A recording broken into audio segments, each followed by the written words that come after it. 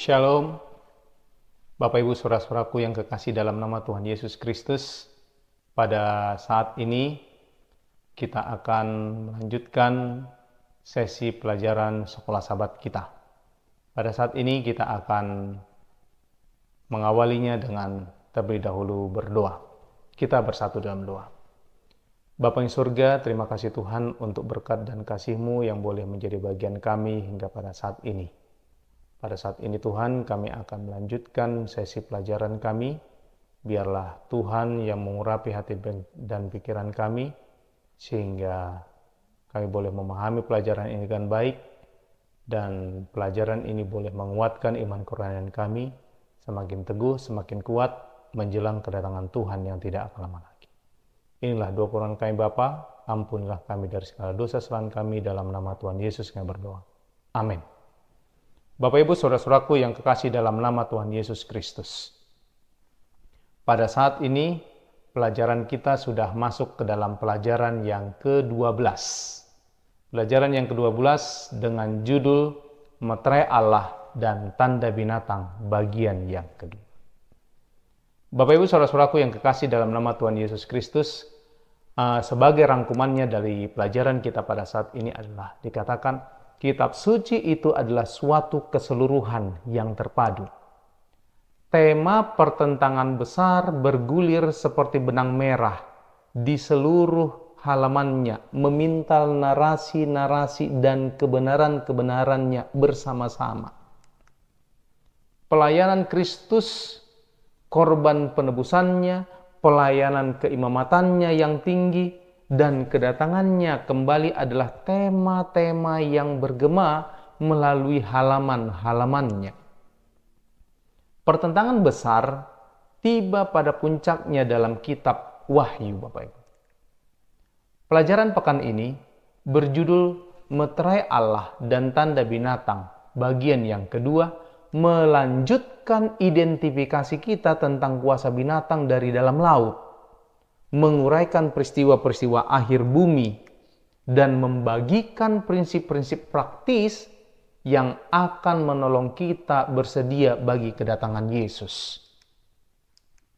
Salah satu prinsip penting dalam memahami nubuatan waktu dari kitab suci adalah prinsip hari dan tahun. Untuk meringkaskan, dalam nubuatan waktu dari Daniel dan Wahyu, satu hari nubuatan sama dengan satu tahun harafiah. Kita akan mengulangi dukungan Alkitabiah dari sejarah untuk prinsip ini kembali dalam pendalaman kita pekan ini. Bapak Ibu Saudara-saudaraku yang kekasih dalam nama Tuhan Yesus Kristus, prinsip penafsiran nubuatan penting lainnya adalah hubungan antara nubuatan kitab Daniel dan kitab Wahyu. Kita akan melihat bahwa binatang dari dalam laut dari Wahyu pasal 13 adalah binatang gabungan. Suatu penggabungan dari makhluk-makhluk simbolis dalam Daniel pasal 7. Ada singa, beruang, macan tutul, binatang seperti naga, 10 tanduk, dan tanduk kecil yang tumbuh dari kekaisaran Roma kafir dan mendominasi atas kuasa-kuasa yang digambarkan oleh 10 tanduk. Kuasa tanduk kecil dari Daniel pasal 7, manusia durhaka dalam Daniel pasal 2, dalam 2 Tesalonika pasal 2, dan binatang dari dalam laut pada Wahyu pasal 13 menggambarkan kuasa yang menindas yang sama yang menganiaya umat Allah selama zaman pertengahan, yaitu kepausan. Dalam pendalaman kita pekan ini, kita akan menemukan bagaimana binatang yang keluar dari dalam laut yang terdapat dalam kitab Wahyu pasal 13 juga menentang dan menindas gereja zaman akhir Allah yang menuruti perintah Allah dan beriman kepada Yesus. Wahyu pasal 14 ayat yang ke-12. Kita lanjutkan dalam komentarnya Bapak Ibu. Dalam kitab Wahyu pasal 12 menjelaskan bahwa iblis akan menganiaya gereja Allah selama zaman pertengahan. Menurut Wahyu pasal 12, para pengikut Kristus yang setia akan lari ke padang gurun selama 1260 hari yang terdapat dalam kitab Wahyu pasal 12 ayat yang ke-6. Sebagaimana kita membaca dalam Wahyu pasal 12 ayat yang ke-4, kepada perempuan itu diberikan kedua sayap dari burung nazar yang besar, supaya ia terbang ke tempatnya di padang gurun, di mana ia dipelihara dari tempat ular itu selama 1 masa dan 2 masa dan setengah masa. Itu terdapat dalam kitab Wahyu pasal 12 ayat 14. Bapak Ibu Saudara-saudaraku yang kekasih, dalam Daniel pasal 7 ayat 25 menjelaskan bahwa tanduk kecil atau kuasa negara gereja Katolik Roma akan berusaha untuk mengubah waktu dan hukum, dan mereka akan diserahkan ke dalam tangannya selama 1 masa, 2 masa, dan setengah masa. Menurut Wahyu pasal 13 ayat 5, kuasa negara gereja Katolik Roma akan diizinkan untuk melakukannya 42 bulan lamanya. 3 periode waktu ini Bapak Ibu Saudara-saudaraku yang kekasih, selama 1260 hari, 1 masa dan 2 masa dan setengah masa dan 42 bulan, semuanya menggambarkan periode waktu yang sama dan muncul 7 kali dalam kitab Daniel dan Wahyu. Dalam sebuah artikel yang diterbitkan oleh Biblical Research Institute, Gerhard Hahn membuat pengamatan seperti ini. Dikatakan hingga abad ke-19 banyak pelajar kitab apokaliptik Daniel dan Wahyu menggunakan metode historis untuk menafsirkan nubuatan-nubuatan dalam kedua kitab ini. Salah satu tiang utama dari metode historis adalah prinsip hari tahun yang mengatakan bahwa 1 hari dalam nubuatan waktu apokaliptik menggambarkan 1 tahun. Selama abad ke-19, metode historis secara perlahan digantikan oleh sistem penafsiran preterist dan futurist. Keduanya dikatakan Bapak Ibu menolak prinsip hari tahun. Preterist lebih banyak menempatkan nubuatan ke masa lalu hingga masa kekaisaran Roma. Sedangkan futurist paling banyak menempatkan ke masa depan, khususnya ke dalam 7 tahun terakhir antara pengangkatan rahasia dan kedatangan kedua. Ini ditulis dalam judul tulisannya In Defense on the Year Day dalam Journal of the Adventist Theological Society nomor 1 tahun 2012. Adalah benar-benar masuk akal untuk menyimpulkan bahwa dengan sifat gambaran simbolis dari Daniel pasal 7 ayat 8 dan 9 dan pasal 12 bersama-sama dengan gambaran dalam Wahyu pasal 12 dan Wahyu pasal 13, periode waktu dalam pasal-pasal ini juga simbolis. Ketika kita menerapkan prinsip 1 hari untuk 1 tahun dalam masing-masing contoh tersebut, peristiwa-peristiwa yang diramalkan terjadi tepat pada waktunya, Bapak Ibu. Artikel Biblical Research oleh Hahn juga membuat pernyataan mengenai hal ini sebagai berikut. Dia katakan selanjutnya bahwa menurut konteksnya, ungkapan satu masa dan dua masa dan setengah masa yang terdapat di dalam Daniel pasal 7 ayat 25, pasal 12 ayat 7, Wahyu 12 ayat 14, 42 bulan yang terdapat dalam Wahyu pasal 11 ayat 2, pasal 13 ayat 5, dan 1000 tahun, 1260 hari yang terdapat dalam Wahyu pasal 11 ayat 3 dan Wahyu pasal 12 ayat yang ke-6, semuanya dikatakan merujuk kepada periode waktu yang sama. Akan tetapi, ungkapan alami 3 tahun dan 6 bulan tidak pernah digunakan. Peristiwa Roh Kudus tampaknya dalam satu cara dikatakan menghabiskan semua ungkapan oleh mana jarak waktu dapat diekspresikan. Selalu mengecualikan satu bentuk yang tentunya akan digunakan dalam tulisan biasa. Dan tanpa kecuali dikatakan digunakan dalam kitab suci pada kesempatan yang lain untuk menunjukkan periode harafiah. Variasi ini Bapak Ibu Saudara-saudara sekalian paling signifikan jikalau kita menerima sistem hari dan tahun. Namun cukup sulit dijelaskan dalam pandangan yang lain. Ini tulisan yang ditulis oleh Van juga dalam judul In Defense of the Year's Day, ya, dalam Journal of Adventist Theological Society yang ke-23 nomor 1 tahun 2012. Bapak Ibu saudara-saudaraku yang kekasih, nubuatan 1260 hari, satu masa dan dua masa dan setengah masa dari Daniel dan Wahyu sama dengan 1260 tahun. Mengomentari tentang periode nubuatan ini, DSD Bible Commentary menyatakan periode nubuatan dari tanduk kecil dimulai pada tahun 538 Masehi. Ketika Ostrogoth meninggalkan pengepungan Roma dan uskup Roma dibebaskan dari kendali Arian, bebas melaksanakan hak prerogatif dari dekrit Justinian tahun 533 dan dengan demikian menambah kekuasaan dari tahta suci. Ini kita bisa lihat di ayat yang ke-8. Tepat 1260 tahun kemudian, yaitu pada tahun 1798, kemenangan luar biasa dari tentara Napoleon di Italia menempatkan Paus pada belas kasihan dari pemerintah revolusioner Prancis, yang pada waktu itu menasihatkan dia bahwa agama Roma akan senantiasa menjadi musuh dari republik yang tidak bisa diperdamaikan, dan menambahkan bahwa ada satu hal yang bahkan lebih penting dari pencapaian akhir yang diinginkan, yakni apa? Membinasakan jika mungkin.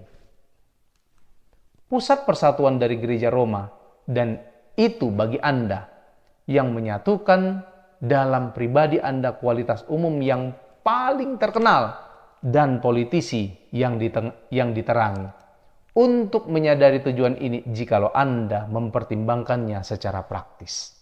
Halaman 158. Bapak Ibu saudara-saudaraku yang kekasih, sebagai tanggapan dari instruksi ini dan atas perintah Napoleon, dikatakan bahwa Jenderal Berthier bersama tentara Prancis memasuki Roma. Di sana dia memproklamasikan peraturan politis dari kepausan telah berakhir dan memenjarakan Paus, membawa dia ke Prancis di mana dia meninggal dalam pengasingan. Itu kita bisa lihat di dalam halaman 834. Nubuatan Wahyu meramalkan bahwa luka parah yang diderita oleh kepausan oleh tentara Prancis akan sembuh, dan kepausan akan bangkit dan menonjol secara internasional. Ini kita bisa lihat di dalam Wahyu pasal 13 ayat yang ketiga. Kebangkitan ini dikatakan akan mengantarkan konflik akhir antara tanda binatang dan meterai Allah. Untuk memahami lebih dalam sifat dari konflik ini, pertama-tama kita harus menemukan makna dari meterai Allah. Sebetulnya, apa meterai itu? Menurut Roma 4 ayat yang ke-11, tanda dan meterai itu saling berkaitan. Meterai dikenal di dunia kuno. Itu dipakai untuk mengesahkan dokumen. Itu juga sebuah tanda kepemilikan. Meterai dikatakan sering terbuat dari lilin atau dicap pada tanah liat yang baru dibuat. Dari semua perintah, Sabat adalah satu-satunya yang memenuhi syarat sebagai meterai Allah. Sabat berisikan nama, gelar, dan wilayah dari sepemberi hukum. Sebagaimana P. Gerhard Demstick mengamati, dia mengatakan hasil pengamatannya bahwa perintah Sabat itu dapat dipertimbangkan sebagai meterai sebab itu adalah satu-satunya dari ke-10 perintah di mana ditemukan baik nama dan gelar dari pemberi hukum. Itulah satu-satunya yang menunjukkan atas kuasanya siapa hukum itu diberikan. Dengan demikian, itu berisi meterai Allah, dibubuhkan pada hukumnya sebagai bukti dari keasliannya dan mengikat kekuatan. Patrick and Probert, halaman 307. Dikatakan, Sabat menolong memberikan pada 10 perintah maknanya yang unik. Sabat ditempatkan di dalam Dekalog sebagai meterai dari Allah yang hidup, menunjuk kepada pemberi hukum, memberitahu haknya untuk memerintah. Dengan demikian, Sabat adalah tanda hubungan antara Allah dan umatnya, melayani sebagai satu ujian dari kesetiaan mereka kepada Dia. Terdapat dalam Sign of the Time, tanggal 13 Mei 1886. Bapak Ibu Saudara-saudaraku yang kekasih dalam nama Tuhan Yesus Kristus, misi dari Gereja Masih Advent hari yang ke-7 dapat digambarkan sebagai menyajikan hukum Allah sebagai ujian, tabiat, dan sebagai dari Allah yang hidup. Ini kita bisa lihat di dalam Testimonies for the Church, jilid 2, halaman 468. Meterai Allah, sebagaimana diwujudkan oleh memelihara hari Sabat, adalah satu tanda penerimaan akan otoritas Allah dalam kehidupan kita. Sebagaimana Ellen G. White begitu berkuasa menyatakan hal tersebut. Dia mengatakan, segera umat Allah dimeteraikan di dahi mereka. Itu bukanlah meterai atau tanda yang dapat dilihat, tapi suatu penetapan ke dalam kebenaran, baik secara intelektual maupun spiritual, sehingga mereka tidak dapat digoyahkan. Segera umat Allah dimeteraikan dan disiapkan bagi masa pengguncangan yang akan datang. Komentar Ellen G. White dalam SDA Bible Commentary halaman 1161 volume yang keempat. Dimeteraikan oleh Roh Kudus, kita dipersiapkan bagi krisis di depan. Kita betul-betul memperhatikan nasihat Rasul Paulus.